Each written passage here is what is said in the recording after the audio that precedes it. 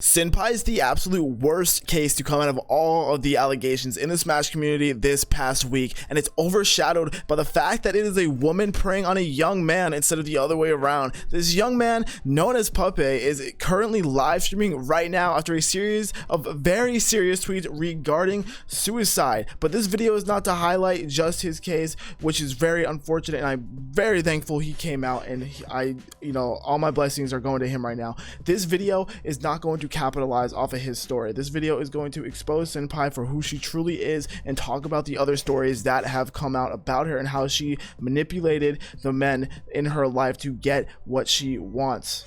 Women will take advantage of vulnerable kids, whether or not they have social disabilities or mental health, and it is something we need to discuss and talk about more often. And I am not alone, because Arrest Cinnamon and Dunson is literally trending as I'm making this video, and let's just get into it. Let's just talk about why. All right, so this video that we're about to watch together, it was compiled by the GreasyBadger. His links are going to be down below so you guys can check the video out yourself. Allegedly, these VODs are being deleted one by one, and just suspicious stuff is going on, so I'm gonna be sure to take this time to highlight these weird actions Cinnpie is doing here, dancing and swaying around and just being touchy, as Badger says, in the background of this VOD, and really no one's even paying attention or raising any concern. I mean, besides this guy in the pink shirt, I guess, is kind of just talking to them about things, but at the same time, it's such a crazy thing to think about, and it's so irregular for a woman of this age and this reputable to prey on a kid so vulnerable, so young, and so unaware of what's going on, that I think it's just easy for everybody around to not even realize. It almost seems unreal, and you could see them here just getting completely handsy, bro. This young man, look how much he cares about her, and how much she probably reassured him. She is fully aware what she's doing here. She knows this will never work, this will never come to light, this is only temporary, and she's going in with some type of weird motive, and I don't know what it is and what gain she wanted, but she knew that she was leaving this relationship right here, leaving this kid in shambles, and years down the line tweeting suicidal thoughts and just really upsetting things on the timeline, where we're all here sitting here wondering how we can make this situation come more to light and make her held accountable for her actions, because she is still silent even after what, 2 days now, 2 days. And I just completely missed this here, but as you can see, he grabs her face, just being a kid, with someone he cares about, and she points at the camera, and I don't know if he's going in for a kiss like the video says, but she points at here, and maybe she's saying don't touch my face, look, there's a camera right there, look, we're in public, there's all these people around. She is 24, she's very aware, she's obviously smart, she's gotten to where she is, and she's manipulated the people she has, and even though she is a sociopath, she knows what she's doing in that regard. Now, obviously, I know people are saying oh, she obviously didn't kiss him because they are on camera. I hope that even if the camera's off, they're not kissing, because and I hope that Billy and Joe or whoever is behind them would speak out if that were the case, that they were kissing. Being on camera or not being on camera, they were fully willing, or she at least was fully willing, to hide the relationship to save her own butt. And obviously she didn't think it would get to this point, because as we know, her name used to be Speak Up, and how it is something different when she got caught. And then here is Pup winning his set, all happy and stuff. Look how happy, I guess they're excited, maybe, I don't know, actually he looks a little disappointed and she's cheering him on, to be honest. But young man wins his set, and she's like, all right, let's go, and they walk out of the room together. Pup will never ever be able to have a regular relationship ever again in his life. He is literally tweeting very suicidal thoughts, and who knows how long this has been going on for. We can only imagine, since he realized the extent of this incident. When he's 14, he's just a kid, he's excited to be in a relationship and be noticed by someone respected in his community, along with it being a 24-year-old grown woman. He doesn't know, so everybody's saying, oh my god, he's so lucky, oh, she's doing a favor, blah blah blah. You're a weirdo, and I hope you're never around children. This young man is manipulated in so many ways beyond just his future relationships and trust issues. He won't be able to trust people in general. He's going to question everything. He's going to question what he did wrong to Cinnpie for her to do this to him, and then just leave him in the dust and never talk to him again. Other person named Glyph came out with a tweet longer, and I'll summarize it for you guys because I did actually read it. TLDR, Glyph was in a relationship with Cinnpie, and he was really into her, and like, you know, she was cool. She was respected. He's a nerd. He's a dork at the time, and like he was vulnerable and excited to be with her. Whatever, normal human being stuff happens all the time. And then she cheated on him. He caught her and like ignored it, whatever. Like they were together, and then she just kept acting weird. And when he would try to leave, like she would have sex with him, or like try to lure her to have sex so she could have something over him and have like this power trip over him, and just basically manipulate this like really like nerdy, just vulnerable dude for her own little ego, and just a bunch of weird things. Now I haven't read Zephyr's twit longer yet because it actually just came out today, so we might as well read it together and talk about it here. So my experiences with Cinnpie, as early as March 2016, Cinnpie and I discussed the possibility of living together, as we had what I believed to be a strong friendship. From the start, I tried to make sure she understood that she would need to get a job and contribute to the house, both financially and with cleaning stuff to make it work. The original concept involved me moving out of my house and down to the Virginia Beach area, mainly due to location-based trauma that I was trying to avoid processing. Although we talked about it for several times throughout the year, I was extremely hesitant to leave my house and area, and nothing ever materialized from it. Then we have an Imgur link where they are just talking about it. Sometime around November 2016, Cinnpie instead proposed the idea of moving into my house in Northern Virginia. She had been telling me that her living situation in Southern Virginia, is that Southern Virginia? I'm probably an idiot. Okay, anyway, Sova was unbearable, and she sounded desperate enough that I wanted to give her a safe place to stay while she got on her feet, under her and her life in order. I agreed to it with the same conditions that we discussed previously, and we talked about her getting a car to make a job possible, including going out to look at some used cars for sale near my house. I also made it clear that I didn't necessarily see her living in my house as a long-term solution for her.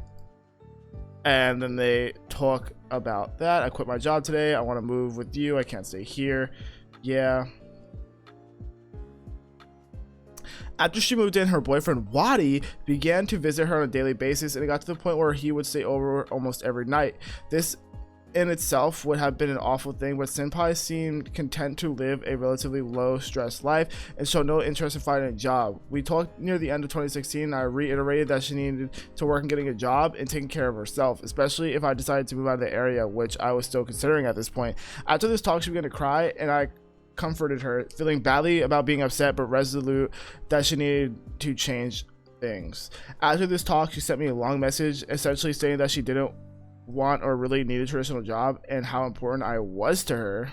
Basically, this whole thing is TLDR. She is living in like the fantasy of being an internet persona for a living, which is something that a lot of people want to do, and the reality and facing the reality of getting a real job and not actually making it is really haunting. And I feel like getting a real job makes people kind of feel like they aren't going to be able to achieve that professional personality for a living type ordeal. So I think that's what she was going through. A couple weeks later, Cinnpie informed me that she'd been hired at a brew house that was about a 20-minute drive from my house, which I live in the middle of nowhere. Almost any job would be a minimum 10-15 away. I congratulated her, and I asked how she would get from work. She told me that her plan involved having Waddy drive her and using rideshare services when he couldn't. I don't believe that she lasted more than a week or two at most at her job before she quit, and things returned to normal for a bit. I don't know whether she thought her making that minimal effort would satisfy me for a time. Yeah, that does make sense, to be honest. Like, oh, well, I tried, whatever, I'll just live here. And early February, I sat Cinnpie down for another serious talk. I reiterated my previous points about her needing some kind of contributable income. I also told her that her boyfriend couldn't live at the house with her. Him being there almost 24/7 was a part of original discussion, and having an unexpected extra person in my house was having an adverse effect on me. I told her that he was welcome to come spend time with her and occasionally stay over, but it couldn't be every night. She readily agreed to everything, and then identically to our last conversation like that, she began to cry.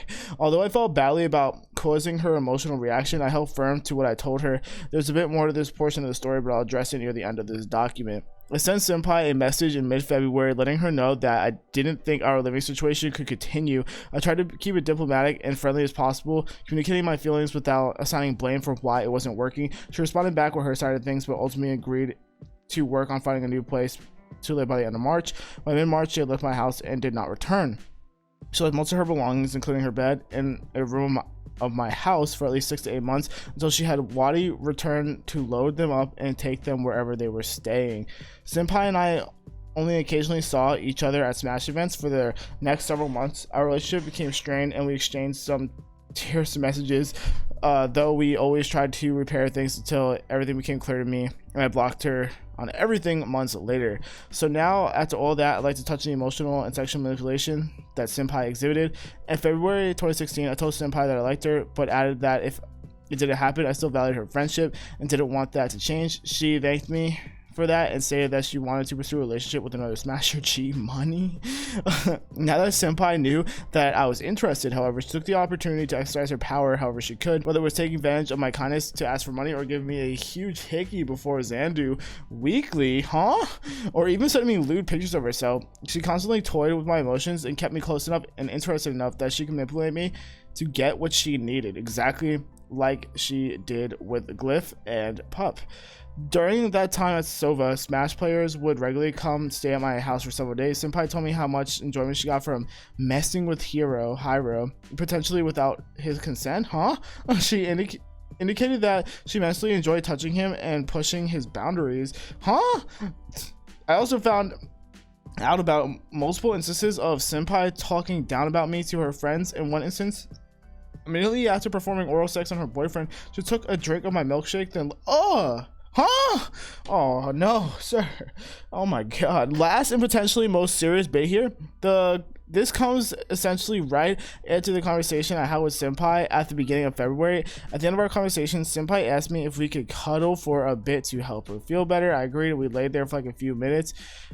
That's really awkward. Unexpectedly, before I realized what she was doing, Cinnpie shoved her hand down my pants. It was good. Let me be very clear about this. Although I had openly told Cinnpie I was interested in her throughout the course of the relationship and we were comfortable cuddling up with each other, we didn't have a relationship beyond that, especially because she was with Wadi at this time. Fortunately, my hormones impaired my judgment, and at this point, oh no, I didn't immediately pull away from her. Instead, I told her that if she didn't pull her underpants, I would put mine in hers. Her only response was to open the leg slightly. So we laid like that for several more minutes before the wrongness of the situation pierced in my hormone-induced haze, and I gotta move to okay. I can't speak on specifics regarding Puff's twit longer, other than to say that a lot of it lines up with my observations of events and beliefs. This man said he put his hand in her pants, and then that is what his hormone-induced haze cleared up. Yo, from all this stuff coming up about Cinnpie, I don't blame that hormone-induced haze getting clear once that went down. There's one conversation that I had with Cinnpie where she asked me if there was a way to delete messages from Facebook because Pup had some that could ruin her or something to that effect. It was a long time ago and I don't have screenshots or anything of this. I sat on all this for years, well, mostly because I was afraid to come forward with it. I've shared bits and pieces of this with people through the years, and although some were understanding and saw the same thing I did, I also got a lot of "no way, she's awesome and nice" reactions. No way, we enter her weekly tournaments. I see her on the internet. No way she can be that girl. I was afraid that people wouldn't believe me and I'd be shunned from the community that I love. But it's time for this to come out, not for my sake, but so people can understand. Well, I mean, we're all accepting, you know, exposing people at this point, and she's already been exposed, so like that's why you're comfortable coming out. Anyways, if any of our community leaders have any questions or need more detail, reach out. Please keep in mind this post about the person who has done terrible things, but they're still a person. I agree. Let's not destroy them. I don't know. People are gonna be calling Cinnpie a pedophile forever. I think just some insane mental health issues are going down here. I don't know what trauma she suffered it from in the past, but she definitely needs therapy, and it's pretty bad. It's really sad. I think it just, I don't know, like a lot of mental illness really is playing a part in all these stories. And yeah, so anyways, I'm gonna end it here. Let me know what you guys think about this, and I will see you on the next one. Adios, love you, peace.